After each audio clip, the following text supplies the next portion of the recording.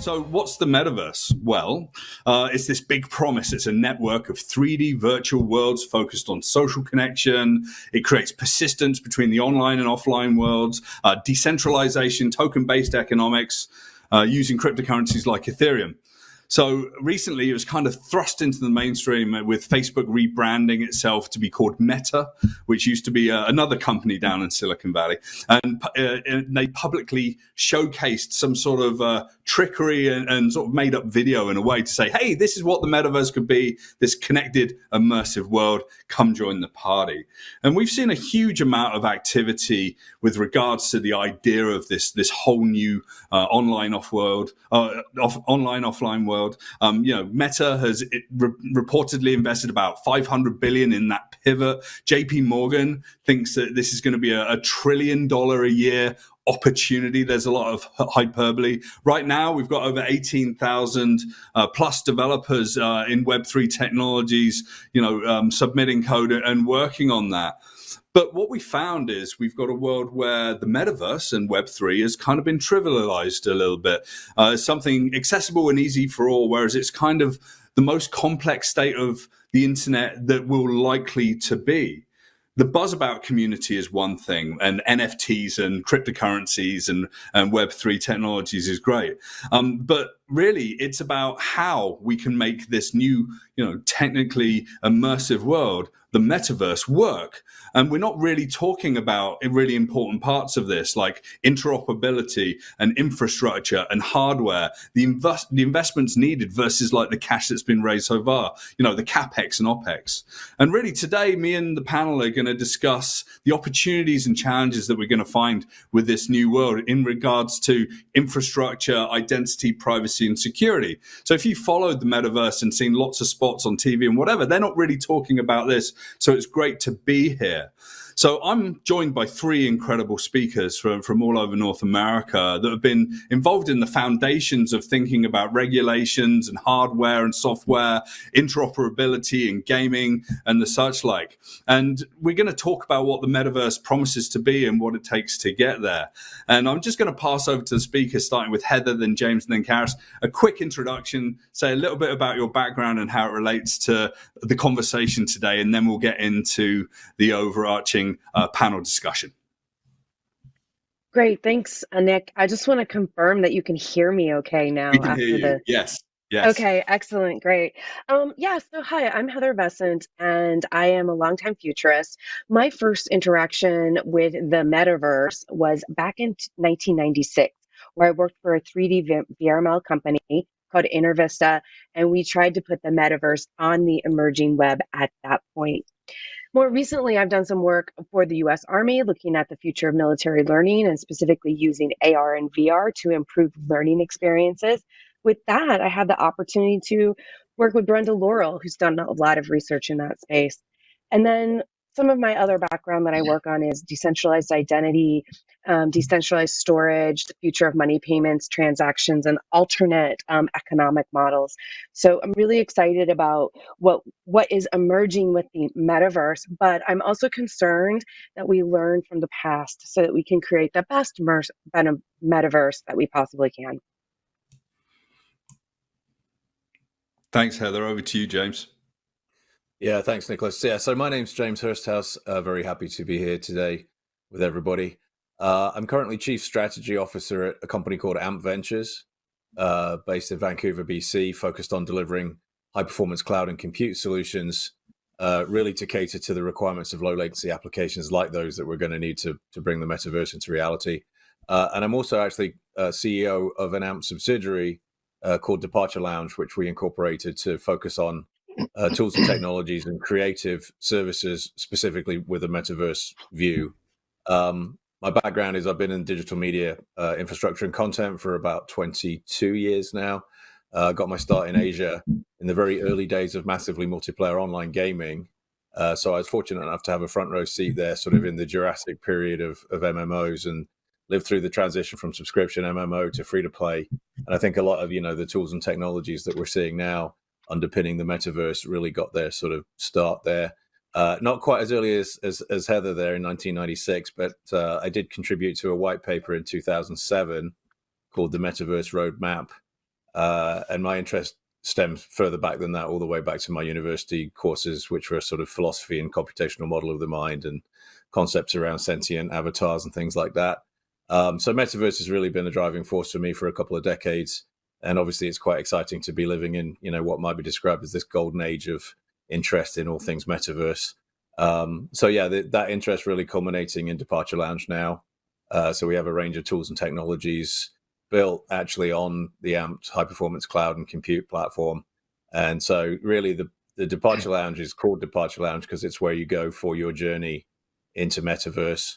And that means everything from sort of 4D human scanning through to object scanning, and then the creative services that people would need to utilize those assets. And then obviously any sort of conversation around creative in 2022 is going to involve NFTs and Web3 and interoperability and all those things. So that's why we're here, and obviously looking forward to a very interesting and engaging conversation this morning.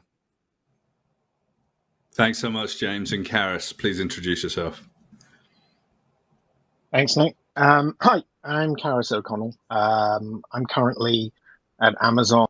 I'm the principal of futures design there. And what that really means is looking at like the forthcoming sort of technologies that the company is interested in right now. One of those, of course, being the metaverse and AR, VR and all that sort of side of things. The reason why I'm there is because I've spent the last, I guess, around 15 years working in the intersection between the kind of hardware endpoints of this sort of technology and the software that will support that. And before working at Amazon, I worked at Google in a unit designing AR hardware, which you might see in some time. I've also spent time running the design operations of Meta, not the Meta that we know and love right now, but the original Meta, which was an AR company here in Silicon Valley. So my approach has always been looking at all of this from the kind of endpoint, which is the facial interface, and looking backwards at all the kind of sensors that are used and the data that comes from those sensors, and the deep need for security around those kind of capabilities, let's say. So I'm really excited to dig in a little bit into what the metaverse is going to be in the next hour. So cool. Thanks very much, Karis. And we certainly had a spicy conversation last week when we had a sort of a pre-meeting about everything. And really, we're gonna sort of start off by talking about three areas, but if you've got questions as we go through, drop them into the chat question area, and I'll be referring to those after we get into these three areas, and then we're going to start. So really, the three areas I'm going to sort of lay out for us to sort of ask ourselves around is like foundations and business models, and then talk about engagement, privacy, and security, and then really what comes next to deliver on the promise of the metaverse, because how do we move beyond the hyperbole of today? Okay, let's kick in and start off by talking about foundations and business models. I mean, there's an aim of decentralization and equity. However, the foundations of the metaverse are grounded in the hardware we're using, the headsets, the mobile devices for access, low latency and cloud infrastructure, 5G and other, and what comes beyond 5G networks, and the platforms that will host the experiences that are aiming to grow their subscriber and user base, the walled garden somewhat. So, I mean, the first question that I have sort of to pose to the group really is, are we heading into a shiny new world with monetization and closed ecosystems? So, you can join one or many metaverses, but they'll never work across, and you won't be able to travel in between them seamlessly like we're used to. Or will we sort of usher in a whole new way that the internet is working? So what I'd like to pose that to James first, and I think then Heather and Karis can sort of join in the conversation. Yeah, I mean, and obviously that's sort of the core of the issue in some ways. Now, and I have noticed there is a question in the interface here which says, well, what's the difference between the metaverse and existing sort of massively multiplayer online games like Second Life or World of Warcraft or whatever you've got, right? And I think that's also an interesting component of that answer. And really, for me, it is around interoperability. And if you look at, for example, the difference between Roblox and then something more modern like the Sandbox, which are sort of similar in many ways, they look similar, they've got that same kind of, user-generated content approach. And really the difference is, and, we think about this a lot, 2003, we did have game engine, we had community, we had the ability to host massively multiple online games, and we got Second Life, right? So actually the key difference is being able to create these worlds and the things that are in them and all of these other components on smart contracts on the blockchain, sometimes as NFTs, sometimes not, right? And so it is the fundamental difference.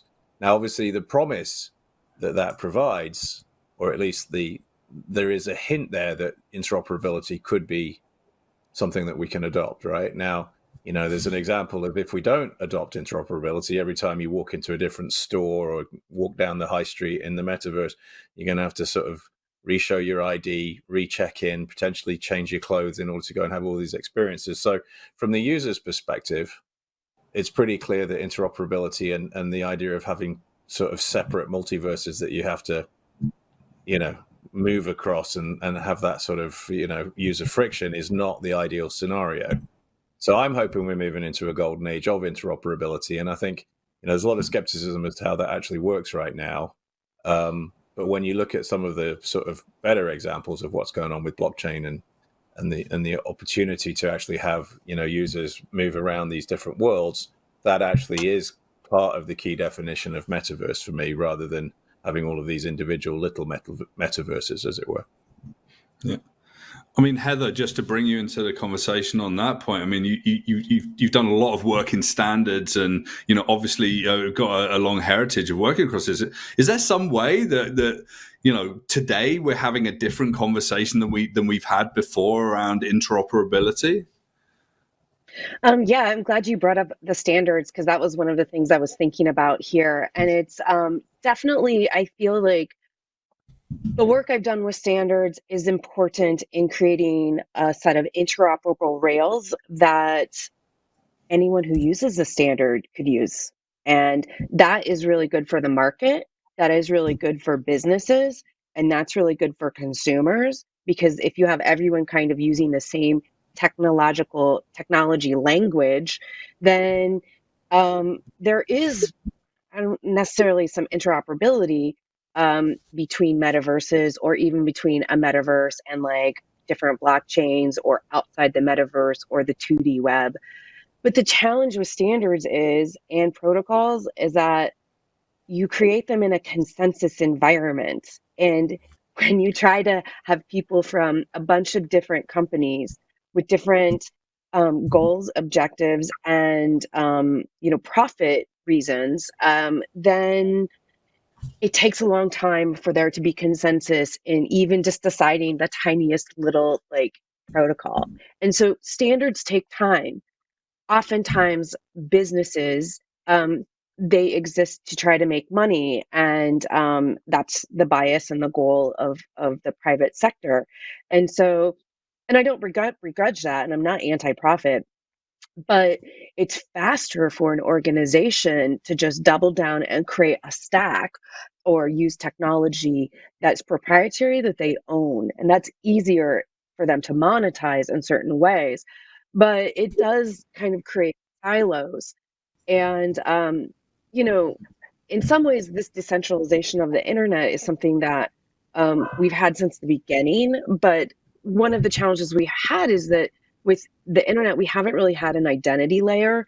And so a lot of the identity protocols that we've used have kind of been put together in silos and kind of maybe had some standards that people use. And so one of the things I'd really like to see us happen as we recreate the web through the metaverse is to do some of that heavy work, to really try to come up with at least like a plan for some standards. So there is interoperability. So there's the possibility of interoperability. And unfortunately, in order to do that, it does take time, money, and a lot of conversations. But I think in the end, it's worth it. And it provides a more rich, robust marketplace where companies and products can compete on the features and the offerings versus like having someone get locked into Facebook because you can't get out of it, or Right. the only set of features that you might have one place are not the other way. So Right. And Nick, just to jump in really quick, I know, Karis, you got to come in on that. But one of the other observations I think that's important is, in some ways, with the ability to have decentralized contracts, there's a sense that we're moving in this direction where in some ways the better systems, the centralized systems, because you can share revenue with multiple people, that idea of needing to necessarily only use your own siloed piece of technology for you to be able to make money is part of that paradigm shift where a number of people could use the same thing. So, for example, if you look at some of these programs that are coming out at the moment to be interoperable avatar based, where you can take that avatar and use it across multiple environments, in a way, what's going to happen is the ones that start to win, take the lead, invest the most are going to become dominant. But that isn't to say that you couldn't then adopt that platform and still share revenue with 3 or 4 different, parties in that transaction. So I think in some ways, again, that's where the blockchain and that sense of identity where that sense of ownership will change. And in some ways, the dominant platforms will become dominant, but also at the same time will be, the ones that are most open because they will be the ones that most people have adopted, right? So in some ways, it's a natural outcome. But anyway, sorry, that's a very interesting piece there. Yeah, Karis, what do you think? Adding your thoughts to this. So I have a slightly different kind of, I guess, angle or aspect on this. It's actually come from a lot of the early experiences we had, ironically, at Meta when we were looking at interoperability. And we worked with a lot of brands and partners at that time, companies like Adobe, various other kind of names in the computing space who are interested in, this kind of forthcoming sort of interoperable metaverse. And one of the conundrums that sort of became apparent quite quickly was that, if you think about the common idea of this metaverse, people wandering around, living in it, working in it, doing things in it, right? And I think that's the key word, doing things in it. The issue we have is that we realize that you can't really have that interoperability there and have competition. A kind of use case that we used to discuss was, if you're in this metaverse and I've gone to some online store in the metaverse and I've bought some, whatever it's built out of, piece of paper, a placard. It's from Hallmark, right? And I've also bought a Adobe, because I like Adobe for its pens and paintbrushes. I bought their special, unique pens and paintbrushes. How does that pen talk to that piece of paper? And so how does the pen talk about the that it has built in different technologies? So they can't, which means that you can't have a dynamic interpretation of, hey, I am a pen. When I touch your surface, become this kind of stroke. And so what we quickly realized, that's just an example, was the only way to do that is everybody's building on the components, which means that you need to have, just like IDEs, standardized, a pen shall do this set of strokes. Even if it's from Adobe or Hallmark or whoever it is, Rotring, it will always be the same. And so we quickly realized, and the brands did too, that they can't actually compete and differentiate because none of the code coming from the different places can just, like in the natural world, which is where the confusion comes from for users, because they assume, just like in the real world, I take a real pen, a real piece of paper, it should just work, right? I don't want to be thinking like, why is it not looking like the way it is? But of course, in this future world, it was like nothing is potentially going to work in the way that users will expect. They won't know why these physicalities don't look and behave like the real world. So there's a lot of concern around this idea of true sort of diversity. There's been no sort of technical explanation of how these kind of use cases will actually work with everybody building on different types of technologies. I think there is an explanation of how it's going to work. I mean, the vision of actually writing those components, it's a pen, it's a blue ink pen, it's an expensive pen. This pen can write on certain types of surfaces. Those are the components that actually get written into the contract or the existence of that pen as an NFT. So then, depending on the platform that you're in, the platform goes and looks at the contract and goes, "Oh, I see pen writes on certain types of surfaces, has blue ink, right?" And so then it's up to the platform generator to go, "Okay, well, I actually want to make my platform available so that I can read the components of the contract which allow me to understand what that element needs to be in my world," right? So now, obviously, in a certain medieval fantasy video game, would you allow somebody to walk around with a blue-colored biro? Probably not. But in an environment where that was available, each of the platforms should be able to, theoretically, I guess at this stage, look at the contract and go, "Oh, I understand." And so if you had an 8-bit blocky-looking Roblox type environment, then the manifestation of that pen will be 8-bit blocky, but it'll still have the fundamental essence of being a pen that can write blue ink on certain surfaces, right? So that's the theory, at least, right, in terms of how it's supposed to work. Now, in practice, you still can't take an avatar out of one platform like the Sandbox and bring it over and stick it into Decentraland. But I think over time, like I said earlier, the weight of support for certain components will start to tip to the point where if you want to be a metaverse provider, there will be certain initiatives that you will have to take, acknowledge that they exist and bring them into your world if you want consumers and users to come with them, right? So anyway, that's don't what you I have think. to also Anyway, sorry, say again. I was just going to think, I kind of agree with you. I guess the devil in the details is things like the interaction model. Every single Decentraland, Sandbox, Facebook, whatever it ends up being, has to have exactly the same standardized interaction model and rendering model. Because for an end user, they won't understand, nor should they, why things look different when I bounce between these worlds. There's no reason why that should make sense. But And it also puts a lot of pressure. Sorry, Heather. James, let's hear from Heather on that. Yeah. I also think that it puts a lot of pressure on the smart contract. Like you're basically like outsourcing a lot of like standards type stuff into options of a smart contract. And I'm not really sure how I feel about that. Like we're already putting so much pressure on these smart contracts, and they're pretty new technology.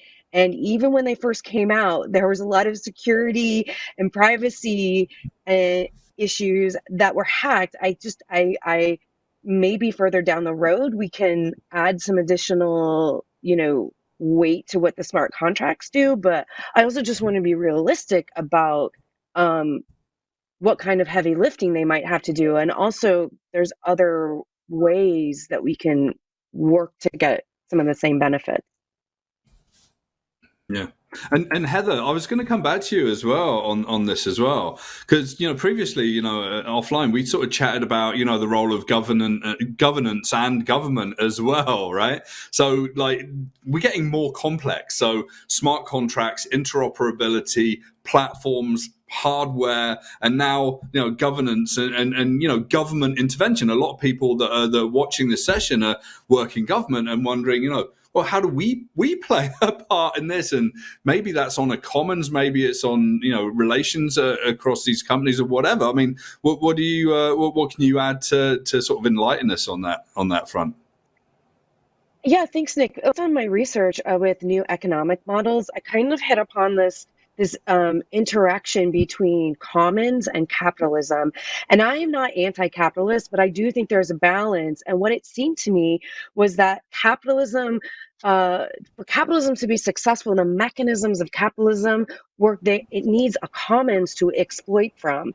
And in order for that commons to continue to exist and provide a rich pool of raw ideas and things, there needs to be a feedback loop back into the commons from a capitalist area, whether it's the creation of new common pools of knowledge and information, like a standard, or it could even be like an in physical environment situation. And governments generally are the entity that creates the mechanism for a capitalist entity to contribute back to the commons. And that could be through taxes or through, boxing in the limitations of the impact of the capitalist entity through regulation. As much as I would love to believe that capitalist entities and for-profit entities would self-police, I just haven't seen that at scale. And unfortunately, and that makes sense. Like, that's not a bad thing, because like the bias and the motivation of a capitalist entity is one to take raw stuff and refine it and offer it to the market with different products, and then based on what the market responds, if that's what's going to get paid, and then there's a loop that's continuing to be done that has profit. Whereas that flow doesn't always take into consideration what we consider market externalities. And so that's where the role of the government comes in. And unfortunately, because regulation does consider market externalities, it is able to weigh the potential positive or negative impact of market externalities and protect commons so that they are not completely depleted. And so I think there's a really good role where private sector, capitalist entities, and the government can work together. One other point I'd like to make is private sector and companies have the luxury of having a target market, and so you can build your products for someone that can afford a $900 iPhone, or an expensive VR rig. Whereas governments don't have that luxury. They have to provide services for all of their citizens. And so, again, this is another way that I think private sector and public sector can work together to both enable a rich, vibrant marketplace where companies can make money, but then also manage this gap, whether it's like the technology gap or the wealth gap, so that people aren't left behind. Yeah, and I think leave no one behind. I work with the United Nations. That's one of the mantras, right? Leave no one behind. So I mean, this conversation sort of veering into business models and governmental sort of intervention. Where are we? It doesn't seem like we're anywhere close to this. I mean, what next? I mean, how are we gonna shift and transform to sort of get to the next level here? Maybe Karis, you can sort of start us off on that particular part of the conversation. Yeah, I mean, that's an interesting area. It's probably one of the least looked at areas as well, because there's a couple of reasons I think that's the case. One is that, generally it's conceptual. As much as I may be a fan of AR and VR and these kind of technologies on the rise and getting buzz, they're also, a minor player still in the modern world, and they don't have critical impact yet. They haven't got proven out business models. They haven't got proven out use cases outside of enterprise for a lot of this technology for specific use cases. And so I think a lot of people are kind of hedging bets and sitting on the fence a little bit with regard to regulation. But one of the things I think that is critical to understand is that, again, if you take it back to like the endpoint security, which is, me walking around in this future world. I could be wearing AR glasses in the real world, or I could be wearing, VR headsets in a virtual world. But, that has a bunch of sensors built into it that's reading you, where you are, who you're talking to, what you're looking at, etc. And the security around these things and the regulation around these things, I think, is going to really become something important, because on the one hand, you've got like the major companies, the Googles, Amazons, Facebook, etc. They're not going to like open the pipes of data and be like, let's just send this out to players in the world. We have no idea how this data is being used and consumed.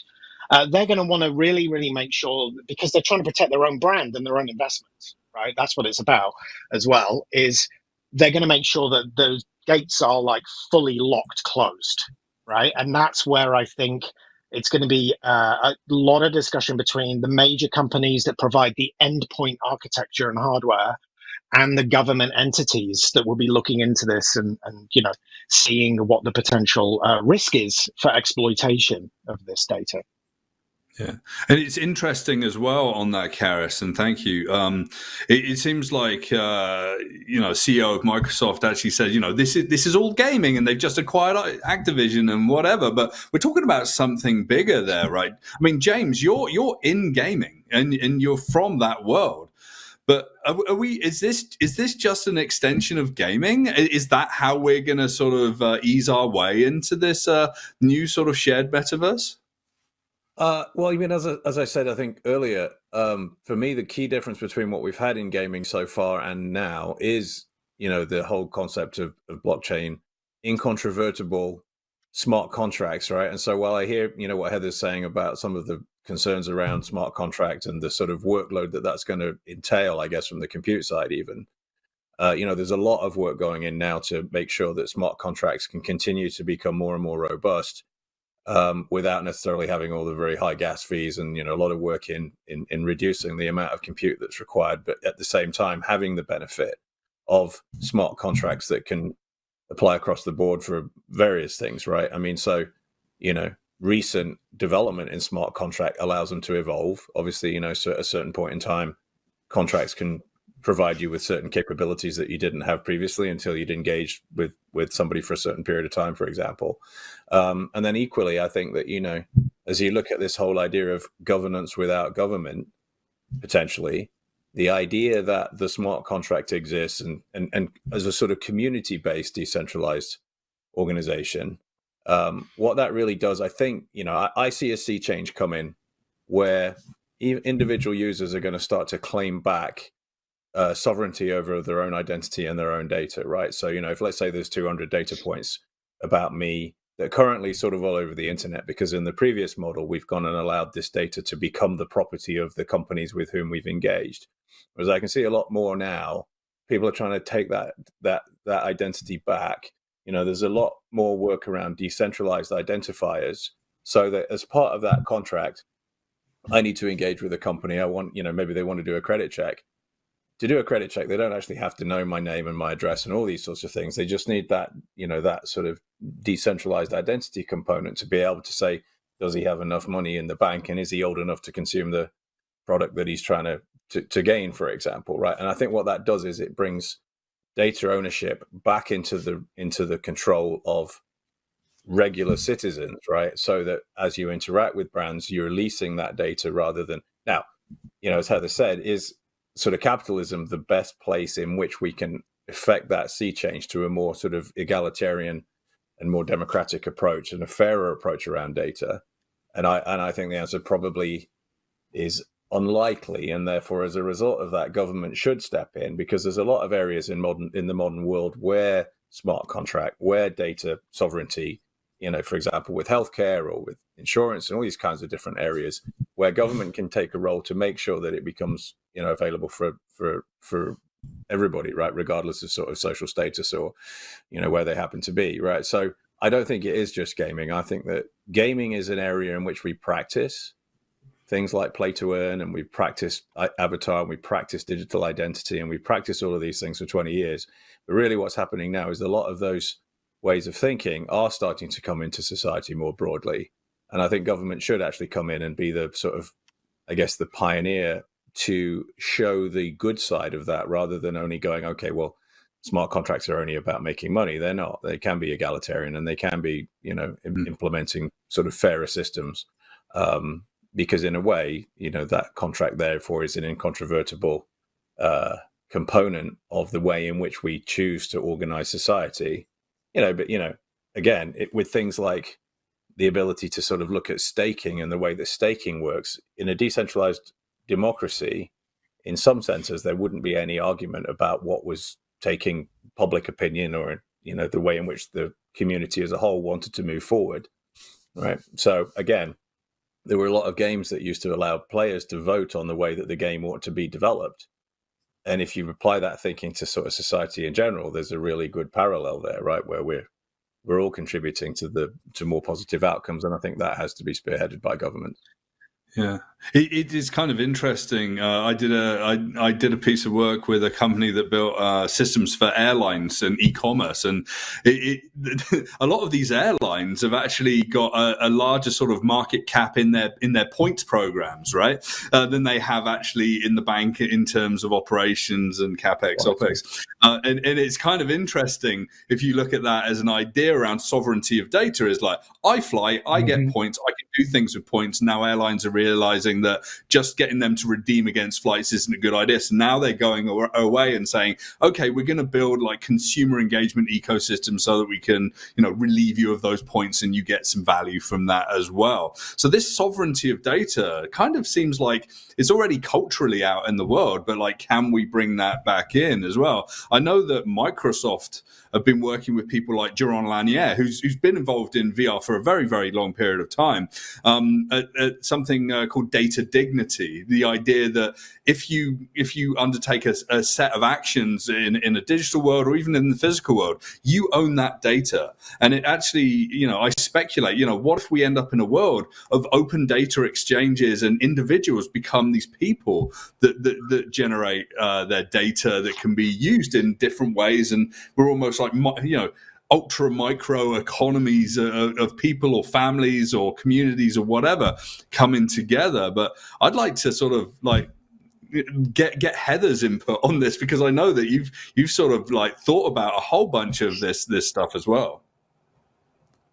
Yeah, well, actually, I liked a lot of what James and Kara said, and I just want to simply say that, like, I need to trust that my data is not going to be weaponized against me. And at the most mildest sense, in that way, I think that's like for advertising to try to get me to buy something that I may or may not want to.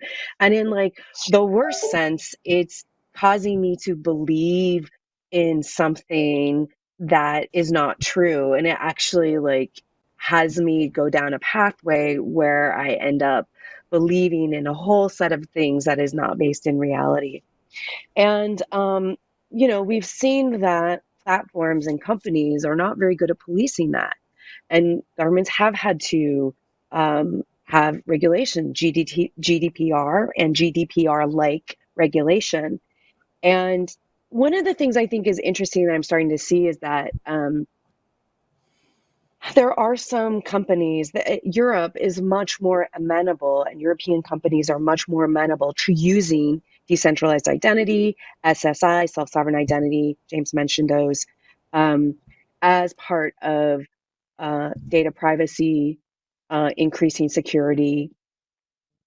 And I just really wonder if those companies offering that as a baseline are going to be able to come in and better compete in a US market where we're not forced to comply with GDPR yet, or at least like in some states if you're not.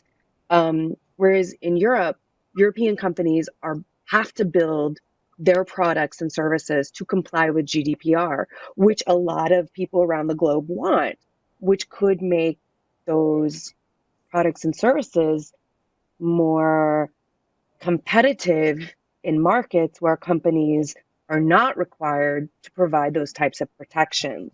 And so I think that's a really interesting place for,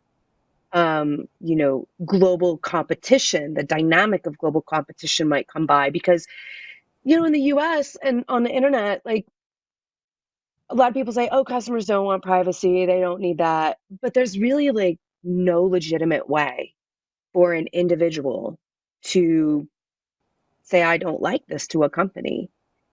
In theory, Right. we could band together, Yeah. but it's not. And so far, those desires have been steamrolled in the name of other 'Cause I tell you what is quite focuses. funny actually is that, what's quite funny is in some ways that GDPR and sort of blockchain in some ways are sort of very mutually incompatible, right? Because, the whole premise of GDPR is that information needs to be, deletable after 3 months or whatever, and you have to be able to get rid of that personally identifiable data.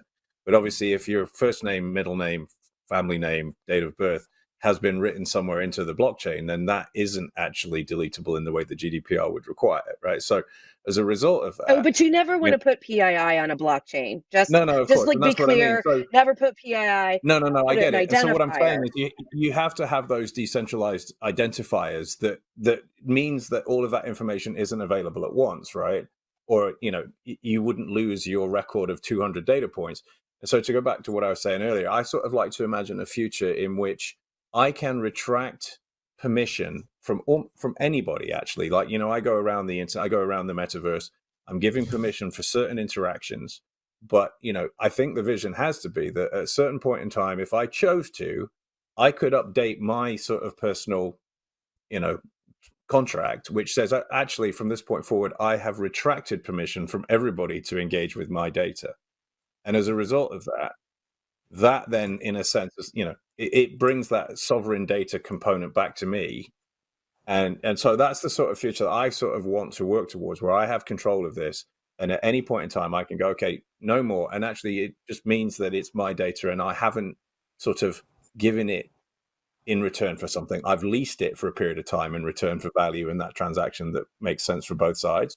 But then on a given day, I'm able to say, okay, I don't want to be able to engage, or I don't want those companies to be able to engage with me in that way any longer, right? So anyway, that's why I think in some senses, that's where we have to take it in order to be able to have sensible data around this interoperable web, right? And actually then it's impact in the augmented reality space that I think we're all going to end up living in relatively soon as well.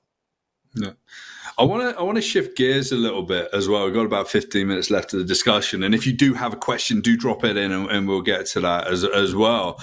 I mean, the weaponization of data. I mean, Karis, I'd like to sort of get your thoughts on this. I mean, I read an article the other day. Philip Rosedale, one of the founders of Linden Labs, Second Life.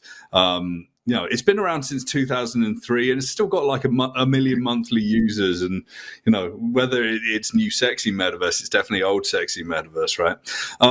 But he sort of very, very clearly said recently, a business model centered on advertising, surveillance, and behavioral targeting for the virtual world would be highly problematic. So, I mean, Karis, I want to get your thoughts on that and sort of kick off that discussion around sort of the monetization of biometrics and the such like.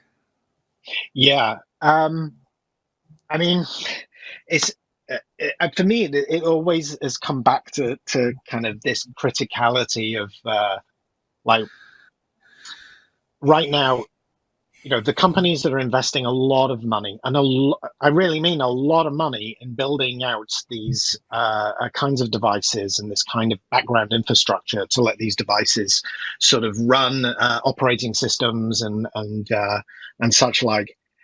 The big concern is that, with all this investment and all these sensors and all this kind of understanding of the world, because I think that's the thing that we haven't really gone into, is that the metaverse, it's not very well defined, and maybe that's intended, but the kind of look when you're looking from the hardware aspect backwards is the metaverse is somebody walking down the street, they're wearing some biz or headset or such like, and they are having things come up that's useful for them. They're getting notifications of their friends, they're getting join this chat channel, they're getting virtual objects in the real world, they're getting all this kind of mishmash of physical and digital aspects, which is this promised land, if you will. But the sensors needed to do that and to make it work properly are vast, and the investments are vast to make it work. If you only have to look back at like the Google Glass sort of conundrum, almost a decade ago now, and the biggest issue with that, aside from looking like a glass hole, was the camera. And people freaked out. They were like, "Oh my God, there's a camera and it's watching everything," and so on. Well, the companies are still aware of this. It still exists even now with consumers. They're like, but cameras. I mean, I know it's ironic because we walk around with a camera in our pocket every day, and there is a certain amount of kind of sort of craziness about this kind of perception around sensors still. But the future is going to be fully driven by these things, these sensor technologies. And so the big question then moves to, where does that go? And so if you look at a company like Apple, they are like, they've sold themselves on privacy first. It's waiting for the big reveal of Apple's, mythical headset and mythical glasses, whatever. But Apple is not going to open this thing up and be like, so, come on in the Apple store, jump in these glasses, and, there's a colossal app store of third-party vendors and software and so on, and you can send all your stuff there. If anything, they're going to do more like a secure enclave kind of approach, where they'll sell on the idea that your data is secure. You don't have to worry or think about contracts or anything. You are secure. You're paying for the luxury of a professional or expert equivalent to just deal with all your stuff, instead of you having to deal with it and negotiate and understand the incredibly complex world that you're about to enter into. And I think this is in some cases like the stumbling block of the connector between the worlds that are being invested in by all the FANGs, the FANG companies who are building these things out, and then this kind of the decentralized open source blockchain driven side of things, which is just as legitimate. But between them, that kind of like mesh isn't there yet. There's no clarity on like who is actually going to mesh this and fit the criteria from the decentralized side that the companies providing the endpoints require to be able to track it, and vice versa. So, and because until we have that, they'll just keep the door shut, if you will. They won't allow this in because there's too much risk for the failure of these devices. People have bad actors, bad experiences, and the next thing you know, just like Google Glass, people are taking these things off and are like, the metaverse, I lost all my money. I joined some like random club thing. I don't know. I met somebody there. They did a transaction. All my money's gone from my account. What's happened, and so on. And so I think that that's something that is in kind of unfortunate truths right now, for better or for worse, of like the connection is missing there still. So I mean, does that like 1995 at the beginning of the last internet though? What's the difference? Very much so, yeah. I mean, and look, we're still kind of, we've ended up with an internet that's like clickbait-driven templates that is like driven by Google AMP and people using apps and native apps to access information because the open web, which is, super unfortunate, is, no longer a destination for a lot of people. They're just taking it from, the kind of, again, in some cases, the endpoint companies who are providing that like secure channel to whatever, whether it be Facebook or whatever, unfortunately, but like they're providing that sort of channel of information. But I mean, like, just because we did it in the 90s, can't we do better now? That's been like 30 years. Can't we do better? Can't we like learn from our every new technology disruption is fraught with early stage problems, right? But they should get solved. I think you're right. Yeah. I think it should be solved as well. We have an opportunity to engage, I think, folks that have thought about these things. And yes, I do want to run into, NFTs and the metaverse, but also like let's learn from what we've learned and see if we can actually like make these, make blockchain technology, make the smart contracts, make NFTs, make digital identity, decentralized identity, like make it better than the first time, like all of us when we got on. Yeah, we survived, but can we make the world better now? Yeah, it's interesting. I just a question came in and I was just trying to work out how to feed that in. And I think what you said, this is almost like, can't we be better? Okay, let's think about that. Oh, maybe power to the people. Let's give the data commons back to the people. People can have the power of making money from their data or keeping it ultra private or whatever. And sure, you might go for the luxurious solutions from Apple and whatever, but someone just asked a question around decentralized autonomous organizations and DAOs, right? I mean, there's a promise here that a DAO is suddenly, it could potentially be a group of millions of tens of millions, hundreds of millions of people that have got that autonomy and have got power and can potentially wield that over the top of these these companies, though, right? I mean, but the question I got was this, and it's really good. It's like, DAOs are frequently pointed to as a key aspect of a whole bunch of Web3 NFT technologies. Are you aware of any DAOs that truly are decentralized and autonomous? If most aren't, do you believe this will undermine public confidence? I mean, when are DAOs going to be all three, and when is this public commons going to be sort of powerful enough to say, you know what, yeah, we want to buy products from Microsoft, Apple, whoever, even like small vendors, but like we want to be in charge as well, and we're responsible enough to do that? Well, I mean, if I can say a few comments, the technology is limited by the mindset, the values, the enlightenment, the evolution of the people who build Hmm. it. And so we have a whole bunch of people that have so much energy in this space right now. And then we have people like us that have been around the block and we're a little bit jaded and maybe not so excited. And so how can we work together, and how can we have the mindset of where we can be curious about this new technology and where it can go and what it can do, and yet still be pragmatic? And how can we communicate that pragmatism and these hard-won lessons like that, those of us Gen Xers that did early metaverse, how can we communicate that in a way that doesn't pour water over all the energy of the younger Hmm. generation that wants to recreate the web in that way? And so I think the limitation of a DAO, which when I first heard about them, I thought they were amazing, and then the execution was so far below what my expectation was, is we just need to work together. The limitations are human limitations, not technology limitations. And so knowing those limitations and trying to leverage the wealth of knowledge that we have through the people who've experienced things through different ages, and truly having an open mind and being curious about the criticisms and being curious about the possibilities and opportunities.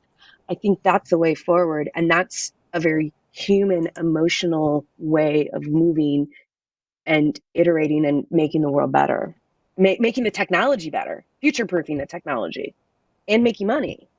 Yeah. So human limitations, and I love what you just said there, Heather, as well. I mean, Karis and James. I mean, how do we motivate people to be different or to be participatory, and to challenge or be resistant to, being colonized by the technology that's being thrust in front of us? Yeah, I mean, so for example, with things like wash trading and various other things that are going on in NFTs right now, I mean, it's possible to write an anti-wash trade component into the contract itself to prevent it from happening. So obviously there's an element there where early adopters and folks that were in the space earlier have sort of left Yep. those convenient pieces of governance out of what's been going on. But I think over time, yes, there will be a sort of reset, and we'll have to take a more I guess, compassionate approach in some ways to some of these things, and that the market will demand it.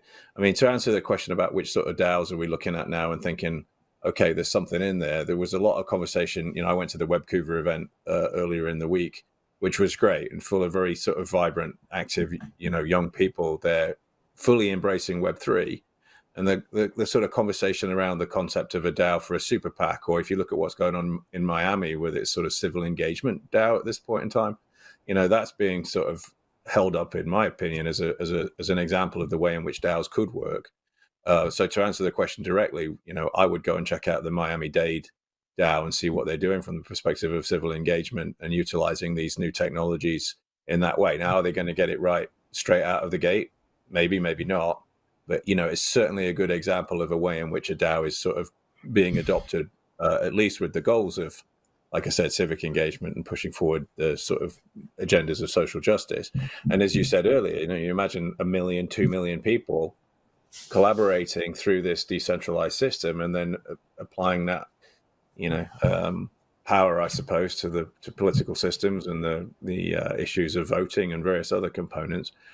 In some ways, it's the groups which will mobilize most quickly that, in a way, are going to end up coming into power, and that's obviously worrying to a certain extent. So yeah, Brave New World in many regards, right? But it is a good example, and I think also, that the Denver Broncos DAO is an interesting example where it's sort of genuinely decentralized. But obviously, in that case, you look at it and you think there must be somebody be sort of, even though it's decentralized, there's a sort of central authority that kicks it off. So I think the better example actually is Miami. Right now, I would go take a good close look at that. Yeah. Okay, cool. Thanks, James. Like, we've got 1 minute left, so I just want to do a quick round the houses and say, okay, so Karis, final thoughts on Metaverse and what comes next. I mean, can you succinctly say, do this, this, and this? I wish. If only it was that simple. I think that actually what is going to happen is people are going to realize now how inherently complex it is. I think we're actually at the kind of early stages of maybe somewhat, not the people on this panel, but I think the general public has a naivety. They've seen the face. I mean, metaverse, the term only existed among, the kind of early adopters maybe like a year or so ago, and now it's in the public consciousness, but they don't really know what this means. So I think there's going to be a lot of understanding, both on the investment side. I think there's going to be a lot of shocks around what is needing to be done and what it's going to take to actually make this metaverse really happen. Yeah. Heather, final words? Let's take what's worked well, appreciate that, bring it forward into the future, identify what hasn't worked well, try to solve it with technology of the past or the present, and then just iterate and move forward with a curious mind. Great. And James, final thoughts? Yeah, I mean, I just want to say on the positive side, the upside, for example, of being able to go spend time with your family from all over the world in a single space, watch one of your favorite bands that may or not be around anymore from the past, right? We're literally at the dawn of an era where we can play with time, space, mortality. We can come together as a community, right? We can have all of these amazing experiences, both in fully virtual space and in the augmented world, right? And so I just think we shouldn't lose sight of the fact that we are at the dawn of this amazing and potentially very positive sort of evolution of humanity, I guess, right? And then the ability to wrap culture and preserve it for future generations and all these kinds of things are right there. So I just want to say that I would love to make sure that we solve the problems of data and security and self-sovereign identity so that we can all enjoy that positive outcome, and as Heather says, we don't have to make the same mistakes that we made with Web 1 and Web 2. And, we should all work together to sort of realize that vision. Okay, we've run out of time. Thank you so much. Thanks to James Hursthouse, Heather Vescent, and Karis O'Connell. I'm Nick Baminton. This has been an incredible session. We could probably talk for another 14 or 15 hours, but, time's run out and I have to go off and I have to carve out a few more NFTs over here. So thank you very much. Take care.